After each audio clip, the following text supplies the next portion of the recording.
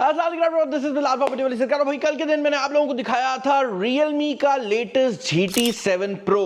अब मैंने आपको ये बात बताई थी कि Realme का GT7 Pro ग्लोबल मार्केट के अंदर पहला मोबाइल फोन है जिसके अंदर स्नैपड्रैगन 8 एलीट आया है।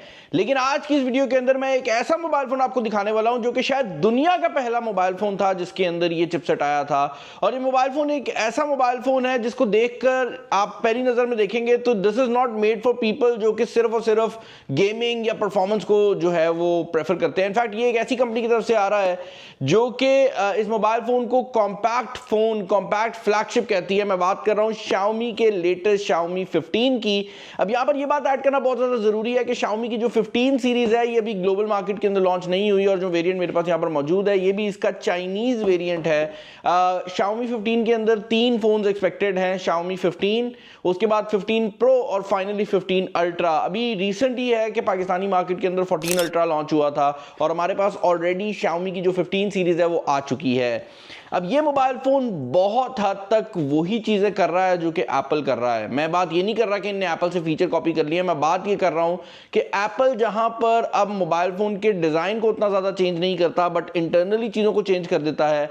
वेल इस मोबाइल फोन के अंदर भी मुझे ऐसा ही लगा है कि Xiaomi भी अब उस डायरेक्शन के अंदर चल पड़ा है और ये कोई बुरी बात नहीं है। उसकी रीजन ये है कि कंपनी शुरू में हाइप क्रिएट करने के लिए नए से नए फीचर इंट्रोड्यूस करती रहती हैं, बट जब कंपनीज को लगता है कि वो स्टेबल हो गई हैं तो उस पॉइंट के ऊपर जो फीचर ऑलरेडी इंट्रोड्यूस्ड होते हैं उनको बेहतर बनाया जाता है और ये मोबाइल फोन भी कुछ ऐसा ही कर रहा है। अब Xiaomi 15 का ऑफिशियल प्राइस टैग जो है ये अभी सामने नहीं आया बट यहां पर मैं एक एस्टिमेटेड इंटरनेशनल प्राइस टैग डाल दूंगा। ऑब्वियसली ये पाकिस्तानी मार्केट, यूएई की मार्केट में जब लॉन्च होगा तो इसकी जो लोकल मार्केट वाली प्राइसिंग है वो उसके साथ एक दोबारा वीडियो में बना दूंगा। जो वेरिएंट हमारे पास मौजूद है 12 GB रैम है, 256 GB इंटरनल स्टोरेज है और फर्स्ट लुक के अंदर ये देखने में काफी हद तक जो Xiaomi का 14 था उससे मिलता जुलता फोन लगता है, but this is much more powerful than that device. Hardware वाली साइड से प्रोसेसर का चेंज किया गया है, कैमरा के अंदर इक्का दुक्का चेंजेस किए गए हैं, मतलब कुछ ऐसा नहीं है जिसको कह सकूं कि मैं भाई बहुत ही ज्यादा कुछ मेजर चेंज कर दिया गया है। बॉक्स की अगर आप बात करते हैं तो यहां पर वही Xiaomi का जो व्हाइट कलर का बॉक्स है वो मौजूद है। जैसे मैंने बताया 12 GB रैम है, 256 GB इंटरनल स्टोरेज है। कलर वैसे तो इसका व्हाइट है, डब्बे के ऊपर मैं देख रहा हूं मुझे कोई खास कलर नजर नहीं आ रहा। बॉक्स को ओपन अगर आप लोग करते हैं तो यहां पर सबसे पहले आपको ये बुकलेट देखने को मिल जाता है जिसके ऊपर Xiaomi की ब्रांडिंग की गई है और ये फोन भी लाइका के साथ ही Xiaomi ने बनाया है। तो यहां पर भी को इंजीनियर्ड विद लाइका लिखा हुआ है। हम जर्मनी गए थे, लाइका की फैक्ट्री को विजिट किया और मुझे ये रियलाइज हुआ कि लाइका हार्डवेयर से ज्यादा अपनी जो इमेज की एक खास किस्म की सोल है उसको ज्यादा पोर्ट्रे करता है, मतलब उनके जो कलर्स हैं उसकी गेम है और यही वजह है कि मोबाइल फोन के ऊपर भी वो उसी चीज को करने की कोशिश कर रहे हैं। डिजाइन बाय Xiaomi लिखा हुआ है, एक सिम इंजेक्शन पिन आपको देखने को मिल जाती है, थोड़ा सा पेपर वर्क है और उसके अलावा एक सिलिकॉन प्रोटेक्टर है जो कि अगेन अगर आप Xiaomi यूजर हैं तो आपने पहले भी देखा होगा, this is exactly the same. इसके अलावा बॉक्स के अंदर आपको आपकी डिवाइस देखने को मिल जाती है जिसकी अगर आप हैंड फील की बात करते हैं तो to be very honest on this one, जब मैंने पहली नजर में इसको देखा तो मुझे ऐसे लगा कि यार ये तो एग्जैक्टली Xiaomi 14 जैसा दिखता है, बट रियलिटी ये है भाई कि इस मोबाइल फोन का जो डिजाइन है वो मिलता जुलता जरूर है। इस मोबाइल फोन की हैंड फील किसी भी तरह से Xiaomi 14 से नहीं मिलती।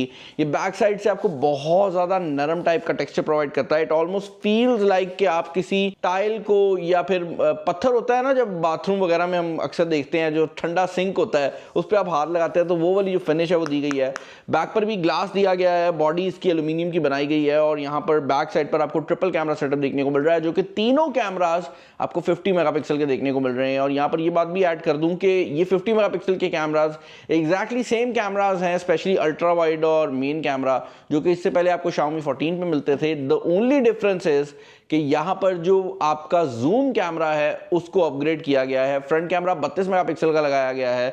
और एक नई चीज जो कि मैं इस पॉइंट पर काफी नए फ्लैगशिप्स के ऊपर देख रहा हूं वो ये है कि इस मोबाइल फोन के अंदर भी आपको अल्ट्रासोनिक फिंगरप्रिंट स्कैनर देखने को मिल जाता है। अब अल्ट्रासोनिक फिंगरप्रिंट स्कैनर का फायदा ये है कि दिस इज वेरी फास्ट। इसका फायदा ये भी है कि ये बहुत ज्यादा एक्यूरेट होता है। इसका फायदा ये भी है कि अगर आपके हाथ पे थोड़ा बहुत पानी वगैरह लगा हो तब भी काम कर जाता है। इसका फायदा ये भी है कि ये मोबाइल फोन अगर पानी के अंदर हो तब भी काम कर जाएगा। बट इसका नुकसान ये है कि किसी भी मोबाइल फोन के अंदर जब आप अल्ट्रासोनिक फिंगरप्रिंट स्कैनर लगाते हैं तो उसके ऊपर टेम्पर्ड ग्लास प्रोटेक्टर जो है वो सही तरह से काम नहीं करता। वो बेशक Realme का GT7 Pro हो, वो बेशक सैमसंग की फ्लैगशिप डिवाइसेस हो, या फिर अब ये Xiaomi का 15 हो, इन सब डिवाइसेस के अंदर आप नॉर्मल जो सिलिकॉन कवर है वो तो यूज़ कर सकते हैं, बट अगर आपने इसके ऊपर जो है वो टेम्पर्ड ग्लास लगाना है तो उसका आपको प्रॉब्लम आएगा। मोबाइल फोन का जो डिस्प्ले है काफ़ी ज़्यादा ब्राइट है। डिस्प्ले यहाँ पर 120 हर्ट्ज के रिफ्रेश रेट के साथ आता है। ये एक OLED डिस्प्ले है और यहाँ पर ये बात भी ऐड करना बहुत ज़्यादा ज़रूरी है कि ये शैटर प्रूफ ग्लास के साथ भी आ रहा है। तो अकॉर्डिंग टू Xiaomi अगर ये गिरेगा भी तो जैसे करचे करचे हो जाता है ग्लास, ये वो भी नहीं होगा। तो डिस्प्ले की क्वालिटी यहाँ पर काफ़ी हाई क्लास रखी गई है। एक और चीज़ जो कि यहाँ पर ऐड करना बहुत ज़्यादा ज़रूरी है कि आपने अक्सर डिस्प्लेस के ऊपर देखा होगा कि लिखा होता है इतने निट्स की पीक ब्राइटनेस, यानी कि 6500 निट की पीक ब्राइटनेस। तो भाई इस मोबाइल फोन के अंदर 3500 निट्स की पीक ब्राइटनेस दी गई है। अब इससे बहुत ज़्यादा पीक ब्राइटनेस वाले फ़ोन्स हम लोग देख चुके हैं, लेकिन आपको पीक ब्राइटनेस के बारे में एक चीज़ समझनी पड़ेगी। आजकल जो मॉडर्न फ़ोन्स आ रहे हैं, जब इनकी ब्राइटनेस कैलकुलेट होती है तो ये नहीं होता कि पूरे डिस्प्ले पे वो ब्राइटनेस कैलकुलेट हो। जो पीक ब्राइटनेस होती है वो डिस्प्ले के किसी खास एक कोने के अंदर भी अगर उतने लेवल की ब्राइटनेस आ रही है तो कंपनी लिख सकती है कि भाई हमारा फ़ोन जो है इतना ब्राइट जाता है। जबकि रियलिटी ये है कि रियल लाइफ के अंदर वो अगर कोने पर ब्राइट हो भी रहा है तो उसका कोई खास ज़्यादा फ़ायदा नहीं होता। यही वजह है कि आजकल कंपनी ने एक और चीज बतानी शुरू कर दी है कि भाई हमारे मोबाइल फोन की पीक ब्राइटनेस ये है और ये इतने एरिया के ऊपर पीक ब्राइटनेस दे सकता है। अभी ये जो मोबाइल फोन है इसकी पीक ब्राइटनेस तो 3500 निट्स के करीब है, लेकिन ये पूरे डिस्प्ले में 25% एरिया के ऊपर पीक ब्राइटनेस दे सकता है, जो कि इसके डिस्प्ले को एक काफी सॉलिड डिस्प्ले बना देता है। इस मोबाइल फोन के ऊपर मैंने Antutu बेंचमार्क को भी रन किया बिकॉज आई वांटेड टू सी कि इस मोबाइल फोन की परफॉर्मेंस GT7 Pro की निस्बत क्या रहती है। और हियर्स द डील, अगर आप इसको कंपेयर करते हैं Xiaomi के 14 के साथ तो ये एक बहुत बड़ा अपग्रेड है। यहाँ पर आपको 12 GB रैम देखने को मिल जाती है, PUBG जैसी गेम्स मैक्सिमम सेटिंग पे चल जाती हैं। बट अगर आप Antutu स्कोर की बात करते हैं तो ये मोबाइल फोन 2.5 मिलियन के करीब का Antutu स्कोर लेकर आया है। मैंने इसको परफॉर्मेंस मोड पे भी टेस्ट कर लिया है, मैंने इसको नॉर्मल मोड पे भी टेस्ट कर लिया है, और दोनों मोड्स के अंदर ही जो पीक परफॉर्मेंस है, जो Antutu का टोटल स्कोर है, वो चेंज नहीं होता, जो कि एक हैरानकुन बात है क्योंकि मैं एक्सपेक्ट कर रहा था कि जब पीक परफॉर्मेंस होगी तो ये मोबाइल फोन अपना Antutu का स्कोर बढ़ाएगा।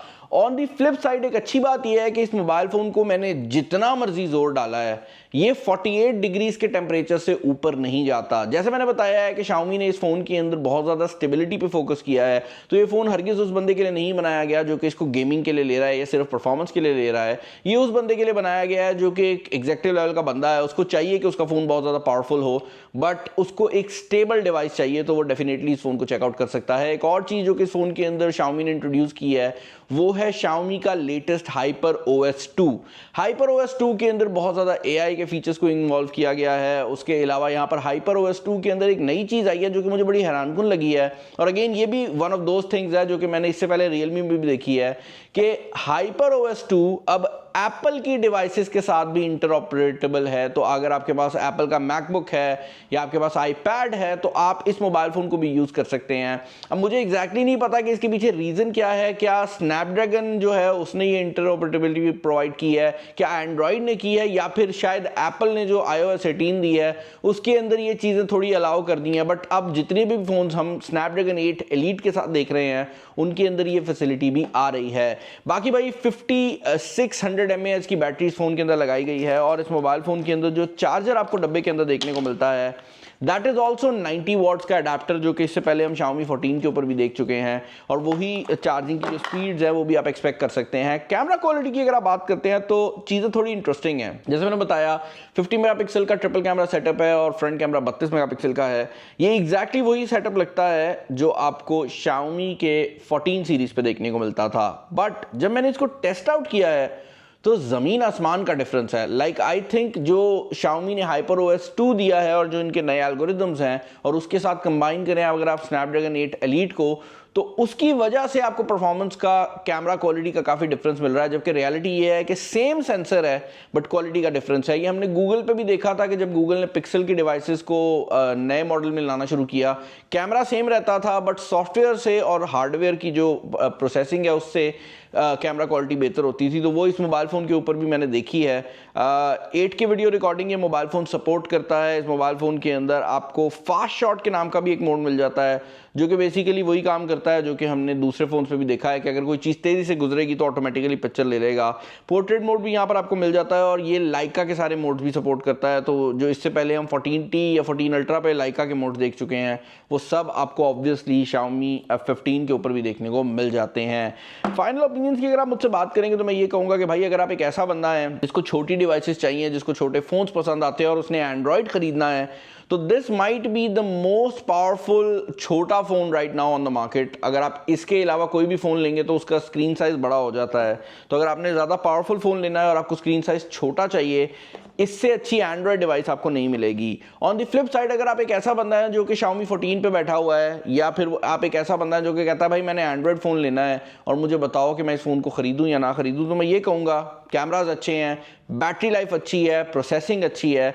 हाउएवर ये मत सोचिएगा कि बेस्ट है। उसकी वजह यह है कि इसी का प्रो वर्जन आने वाला है जिसके अंदर हर चीज़ जो है वो इससे थोड़ी सी ज़्यादा होगी। आई होप ये वीडियो आपको क्लियर कर गई होगी कि Xiaomi 15 के रिलेटेड मेरे क्या ओपिनियंस हैं। अगर आपको लग रहा है कि मैंने प्राइसिंग नहीं बताई या मैंने कुछ चीज़ें खुद नहीं बताई, तो भाई उसकी रीज़न ये है कि मैं चाहता हूँ कि उनकी श्योरिटी आ जाए, तभी आप लोगों के साथ शेयर करूँ। मुझे कॉमेंट्स में बताइएगा कि इसके रिलेटेड आपके क्या ओपिनियंस हैं। इस वीडियो में इतना ही। This is Bilal signing off. अल्लाह हाफिज़।